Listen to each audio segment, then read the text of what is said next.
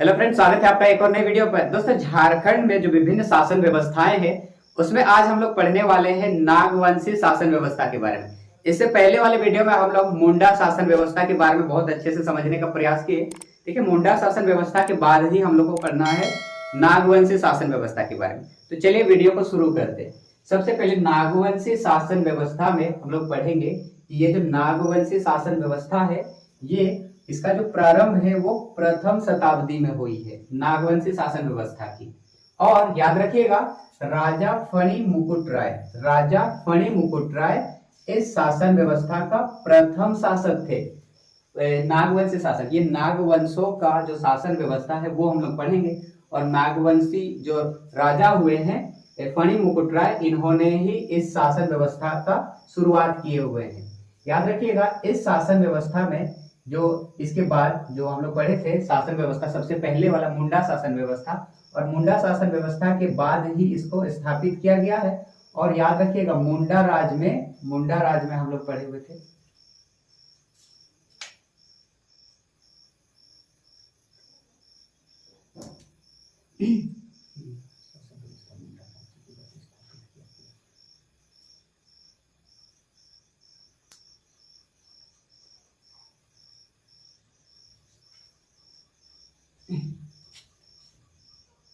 कितने मिनट तक है? 2 मिनट 12 सेकंड।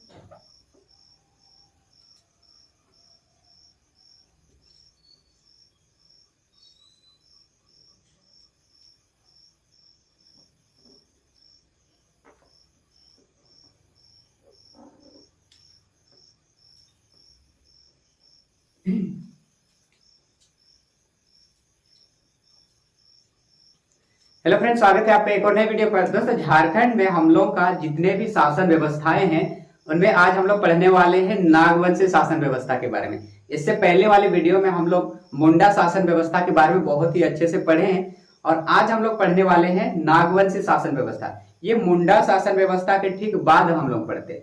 तो चलिए वीडियो को डायरेक्ट शुरू करते हैं। सबसे पहले नागवंशी शासन व्यवस्था में याद रखिएगा, इसकी जो प्रारंभ हुई है वो प्रथम शताब्दी में हुई है। नागवंशी शासन व्यवस्था की शुरुआत प्रथम शताब्दी में हुई है। और याद रखिएगा, राजा फणी मुकुट राय इस शासन व्यवस्था के प्रथम शासक हुए हैं।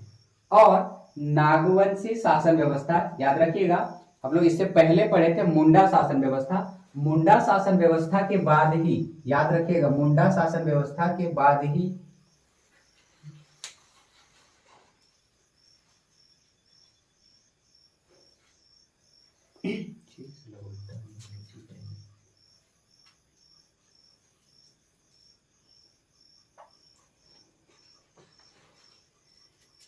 प्रथम शताब्दी में प्रारंभ हुई थी। और राजा फणी मुकुट राय, याद रखिएगा, राजा फणी मुकुट राय इस शासन व्यवस्था के प्रथम शासक है, याद रखिएगा। और इसके बाद याद रखिएगा, मुंडा राज के बाद ही स्थापित किया गया है। जो नागवंशी शासन व्यवस्था है वो मुंडा राज के ठीक बाद स्थापित हुई है। और मुंडा राज में हम लोग पढ़ेंगे, ये जो हम लोग का नागवंशी शासन व्यवस्था है इसमें सबसे पहले कौन हुए हैं, तो फणी मुकुट राय। इन्होंने अपनी जो राजधानी थी उसको सुतियांबे को बनाई थी, सुतियांबे को अपना पहला राजधानी बनाया था। तो नागवंशी शासन व्यवस्था में और आगे हमको क्या पढ़ना है, तो इसमें याद रखिएगा, नागवंशी शासकों ने मुंडा शासन व्यवस्था में अनुकूल परिवर्तन करते हुए इसे अधिक विस्तारित करने का प्रयास किया है, इसे और फैलाने का प्रयास किया गया है। और इसके शासनकाल के पूर्व में, मतलब नागवंशी शासनकाल में ठीक उससे पहले जो मुंडा शासन व्यवस्था था, जिसमें भू व्यवस्था, कर व्यवस्था और शासन व्यवस्था संचालित होता था, उसको भी ठीक अपने में लाया गया। और लंबे समय अंतराल के पश्चात, सब कुछ ठीक ठाक चल रहा था। इसके बाद याद रखिएगा, मुगलों के आक्रमण के कारण नागवंशी शासन व्यवस्था में परिवर्तन देखने को मिलता है। सब कुछ ठीक ठाक रहा प्रथम शताब्दी में, याद रखिएगा, इसकी जो प्रारंभ है वही है, और सब कुछ ठीक ठाक रहा। लेकिन बाद में जब मुगलों का आक्रमण होता है तब इनमें बैलेंस बिगड़ जाता है। ये इतने अच्छे शासन व्यवस्था करते थे कि अपने शासनकाल के दौरान वे जनता से पब्लिक से कोई टैक्स ही नहीं लेते थे, टैक्स फ्री शासन किया करते थे, इतने अच्छे शासन करते थे। तो परिवर्तन हम लोग को देखने को मिला, और इस परिवर्तन के परिणाम स्वरूप मुगल सेना द्वारा नागवंशी राजाओं से नजराना, ये एक प्रकार का टैक्स होता है, नजराना लिया जाने लगा। जब मुगल का आक्रमण होता है उसके बाद जो है टैक्स लेना स्टार्ट कर देते हैं। बाद में एक नियमित व्यवस्था के रूप में स्थापित हो गई, इसे मालगुजारी नाम से जाना जाता है। तो याद रखिएगा ये वाला। इस शासन व्यवस्था में आम रैयतों से टैक्स वसूल नहीं की जाती थी, ये याद रखिएगा। नागवंशी शासन व्यवस्था में जो आम रैयत थे उनसे कर वसूली नहीं की जाती थी, और परिणामत ये हुआ कि संपूर्ण राज्य के कर का भार जो है नागवंशी शासन पर पड़ने लगा। देखिए क्या होता है, जब ये तो टैक्स फ्री क्या करते थे शासन व्यवस्था में अपना, और जब मुगल आते हैं, मुगल जब उन पर आक्रमण करते हैं, उन पर जब विजिट कर लेते हैं, उन पर, क्योंकि पावरफुल थे मुगल, तो जब वे पावरफुल थे और इन छोटे छोटे राजाओं पर जब वे जीत हासिल कर लेते हैं, तो मुगल जो सेना थी, मुगल जो थे, वे लोग इनको बोलते थे टैक्स के लिए कि अब टैक्स हम लोग को दो। तो ये राजा जो है टैक्स फ्री करते थे। अब राजा अगर देते भी थे तो कितना दिन तक टैक्स देंगे, अपने तो अकाउंट कभी ना कभी तो खाली होगा ही। तो ये मुश्किल आ जाती थी कि संपूर्ण राज्य में कर का जो भार है वो नागवंशी शासन पर पड़ने लगा, और इस भार को कम करने के लिए नागवंशी राजाओं ने आम जनता से टैक्स लेना स्टार्ट कर देते हैं, आम जनता से कर लेना स्टार्ट कर देते हैं।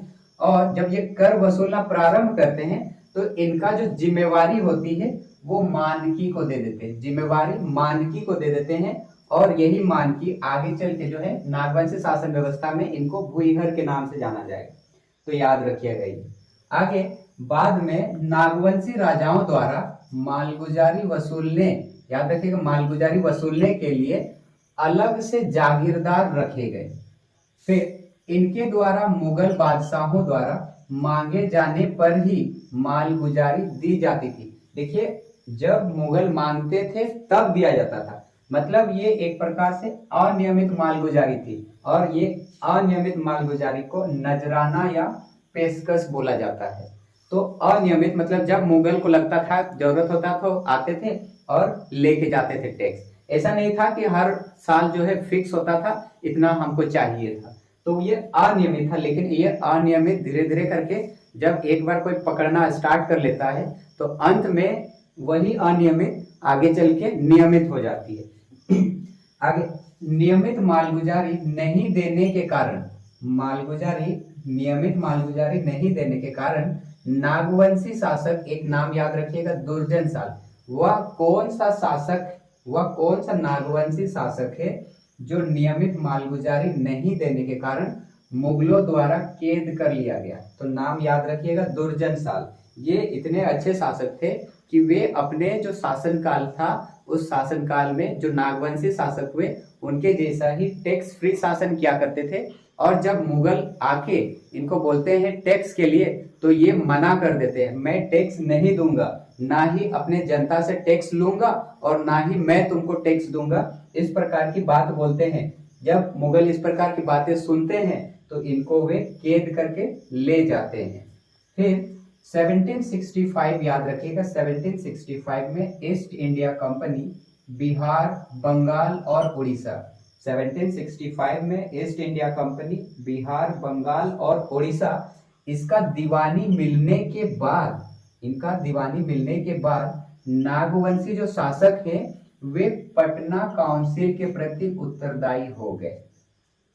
अंग्रेजी शासनकाल में कर की नियमित वसूली के लिए 1793 में स्थायी बंदोबस्त प्रणाली लागू की गई तथा नागवंशी राजाओं को जमींदार बना दिया गया। देखिए, नागवंशी राजाओं को जमींदार बना दिया गया।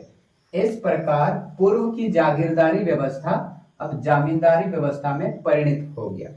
1793 में स्थायी बंदोबस्त प्रणाली लागू की गई। तब आगे इस व्यवस्था के लागू होने के साथ ही ये जो व्यवस्था है, ये व्यवस्था जब लागू हो गई तो नागवंशी शासन व्यवस्था जो है वो समाप्त हो गई, क्योंकि इनको क्या बना दिया गया, जमींदार बना दिया गया। तो जब नागवंशी शासन व्यवस्था समाप्त हो गई तो इसके स्थान पर नवीन प्रकार की अंग्रेजी शासन व्यवस्था जो है वो स्थापित हो गई। तो देखिए किस प्रकार से नागवंशी शासन व्यवस्था, जो कि मुंडा शासन व्यवस्था के ठीक बाद हम लोग पढ़ रहे हैं, प्रथम शताब्दी से ये जो नागवंशी शुरू हुई है उसके बाद जो है शासन तो किए ही, लेकिन जब एंट्री होती है मुगल की तो मुगल के बाद जो है इनकी जो शासन व्यवस्था है वो उसके बाद समाप्त हो जाती है। तो हमको नागवंशी शासन व्यवस्था में बस इतना ही फैक्ट याद रखना है। इन्हीं में से आपको एक क्वेश्चन जरूर पूछा जाएगा, एक दो बार इसको देख लीजिए और अच्छे से। और मिलते हैं इसी तरह का दूसरा शासन व्यवस्था पर, तब तक के लिए थैंक यू।